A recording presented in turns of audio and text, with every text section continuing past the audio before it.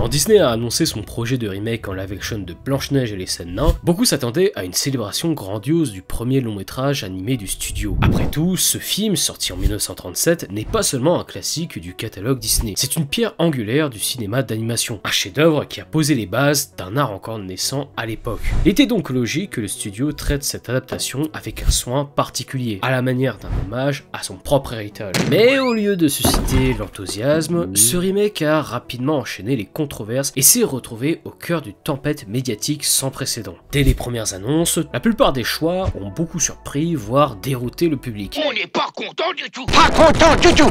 Rachel Zegler, choisie pour incarner Blanche-Neige, a multiplié les déclarations maladroites, critiquant ouvertement le film d'origine et le qualifiant de dépassé, avec une condescendance mal perçue par les fans. Ne serait-ce que ses propos sur le prince, décrit comme un personnage bizarre qui stalke Blanche-Neige partout, ont donné l'impression que l'équipe du remake méprisait l'œuvre originale au lieu de l'honorer. Une volonté presque honteuse de réécrire le passé sous un prisme contemporain, quitte à renier ce qui avait fait le charme et l'impact émotionnel du premier film. Alors, comment on en est arrivé là? Comment un simple remake a-t-il pu devenir l'un des films les plus détestés avant même sa sortie? Comment Disney a-t-il pu transformer l'un des films les plus appréciés de tous les temps en un film le plus méprisé au monde?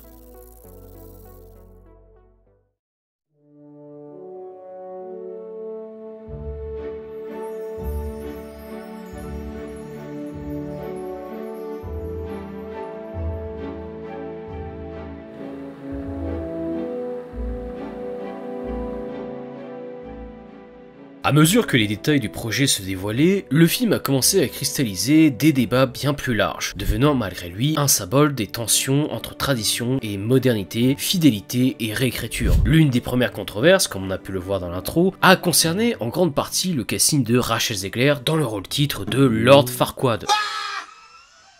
De Blanche-Neige, pardon.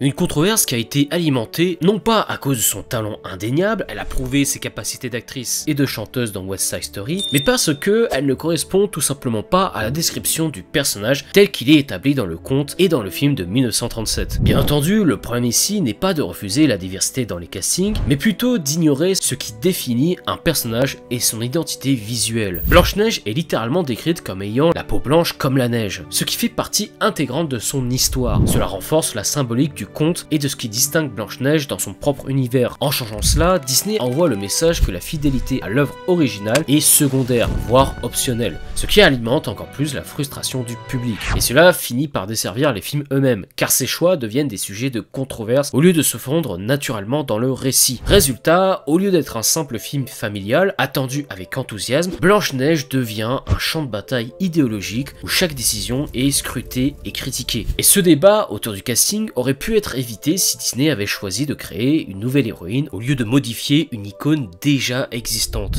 Mais ce qui a surtout fédéré les gens contre elle, c'est non pas son apparence, mais principalement toute sa communication autour du film. Elle est pire que nous, celle-là. Ouais, maintenant l'ennemi, c'est elle. Plutôt que de défendre l'héritage du premier film de Walt Disney, elle a adopté un discours de rupture, qualifiant l'histoire de Blanche-Neige de ringard, d'archaïque, de dépassé, en se moquant du prince et en expliquant que son personnage ne voulait pas d'une histoire d'amour. I just mean that it's no longer 1937, and we absolutely wrote a Snow White that she's not going to be saved by the prince. She's not going to be saved by the prince, and she's not going to be dreaming about true love. She's dreaming about becoming the leader she knows she can be. I mean, you know, the original cartoon came out in 1937, and very evidently so. There's a big focus on her love story with a guy who literally stalks her.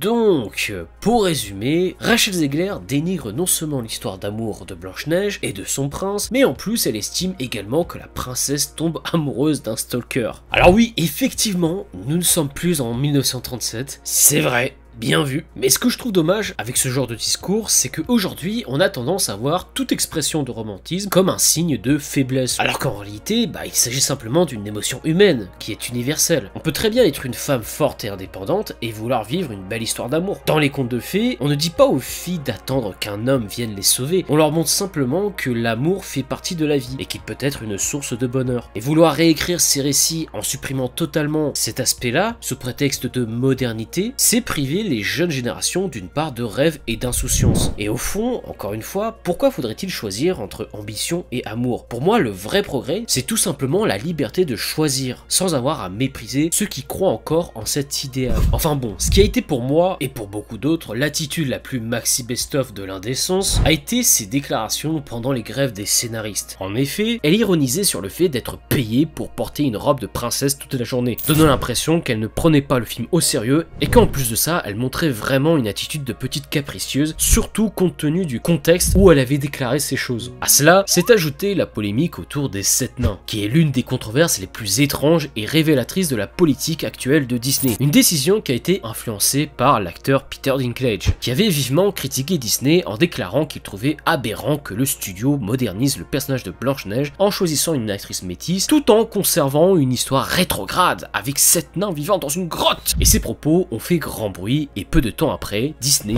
a fait prout et a annoncé qu'il reconsidérerait l'approche du film. Ils ont donc décidé de remplacer les nains par un groupe plus varié, composé d'acteurs de différentes tailles et d'origines ethniques, tout en affirmant qu'il s'agirait désormais de créatures magiques. Ah oui, c'est plus les nains, c'est des créatures magiques maintenant. Très vite, ce choix a suscité encore plus d'incompréhension. D'un côté, cette décision a offensé une partie de la communauté des acteurs atteints de nanisme, qui ont dénoncé une opportunité perdue pour eux, soulignant que la vision de Peter Dinklage ne représentait pas forcément celle de l'ensemble de la communauté. It's taking jobs away from our community if a dwarf just dreams of being an actor. And in a Disney film, this role is made for them. So now you're taking these roles of not just one, but 7 little people away because you feel like we have to make progression. It's so stupid. You're actually doing worse for the community than better. So this would be like the dream role for me. Being cast as a dwarf, it would be incredible.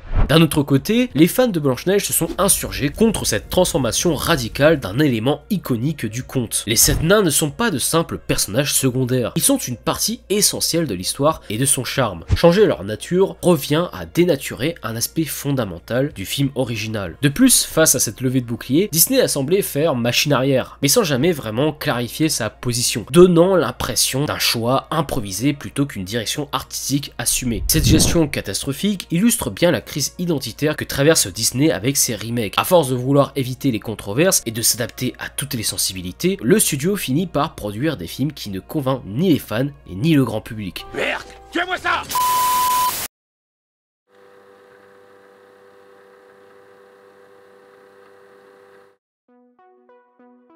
Si les vidéos de Disney génèrent habituellement un enthousiasme massif, ici c'est plutôt l'effet inverse qui se produit. Les bandes annonces et interviews accumulent un ratio like-dislike catastrophique, ce qui témoigne d'un rejet généralisé, bien avant même que le film ne puisse être jugé sur son contenu réel. Plus encore, les discussions sur le film ont quitté le cadre des cercles de fans ou des critiques de cinéma pour s'imposer comme un véritable phénomène viral. Des vidéastes, des influenceurs et même des chaînes de médias grand public ont commencé à s'emparer du sujet, souvent pour dénoncer ce qu'ils perçoivent comme une dérive du studio. Ce rejet massif s'est transformé en une sorte de mouvement collectif où les spectateurs se sentent presque investis d'une mission, exprimer leur ras-le-bol face à ce qu'ils considèrent comme une réécriture forcée d'un classique intemporel. Attention, musique!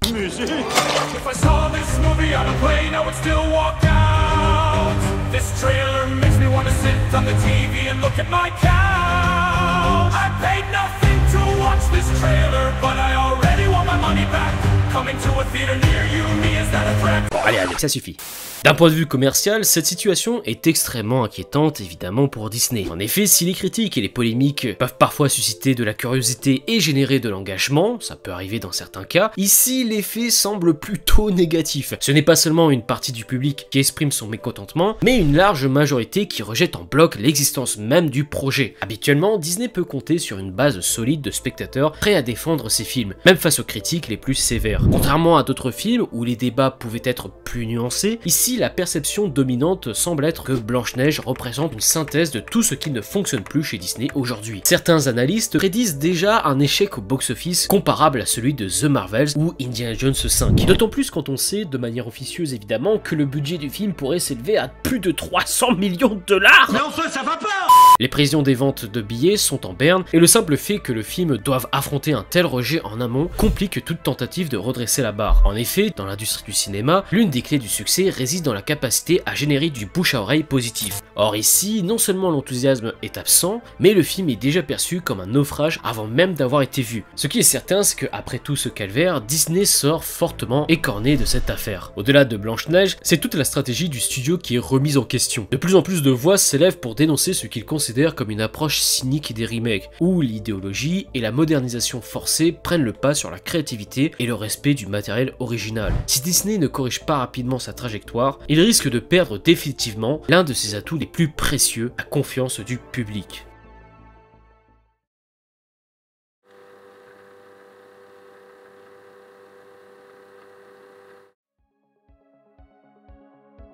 Pour terminer, j'aimerais parler plus en profondeur de non pas ce fameux remake, je pense avoir dit suffisamment ce que je pensais de lui, mais plutôt de Blanche-Neige et les 7 nains qui, pour moi, n'est pas un simple film d'animation. Il est avant tout une révolution, un pari insensé de Walt Disney qui a investi tout ce qu'il avait, financièrement, artistiquement et même émotionnellement. Tout ce qu'il voulait, c'était prouver que l'animation pouvait être bien plus qu'un simple divertissement léger, à une époque où l'idée d'un long métrage animé semblait assez risible, où beaucoup prédisaient un échec retentissant. Et bien ce film a prouvé au monde entier qu'un simple dessin pouvait faire ressurgir des émotions, faire pleurer son spectateur, le faire frissonner et même l'émerveiller. Un sourire en chantant,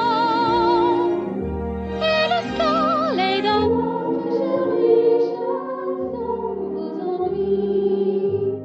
La scène où Blanche-Neige mord dans la pomme, la tristesse infinie des 7 nains pleurant sa disparition, et la magie du baiser d'amour véritable. Il agresse sexuellement Blanche-Neige.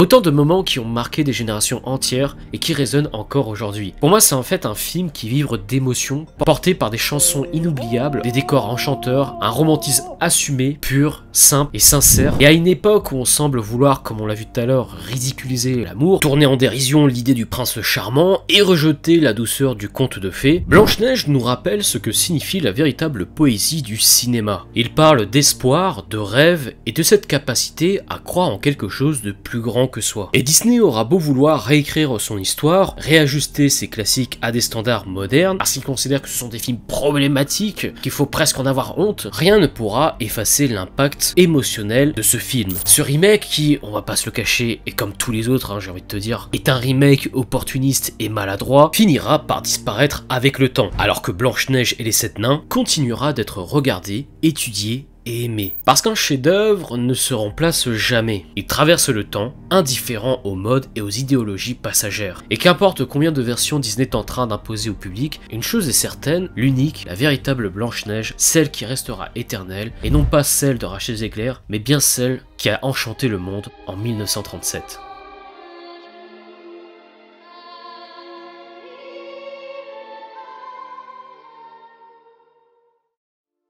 Merci à tous d'avoir regardé cette vidéo, j'espère qu'elle vous aura plu. N'oubliez pas de me rejoindre sur Twitter si vous avez un compte X. On est très peu là-bas, beaucoup moins que sur YouTube, ça c'est sûr, mais après je fais très peu la pub de mon compte Twitter, donc si vous en avez un, n'hésitez pas à vous abonner. Et puis voilà, évidemment, n'oubliez pas aussi de mettre le pouce bleu, d'activer la cloche de notification pour ne rien rater des prochaines vidéos. Et pour ceux qui découvrent la chaîne, n'hésitez pas à vous abonner, de partager à vos collègues, à vos amis, à votre famille, à votre animal, tous ceux que vous connaissez. Et moi je vous dis à très bientôt pour une prochaine vidéo. Ciao tout le monde.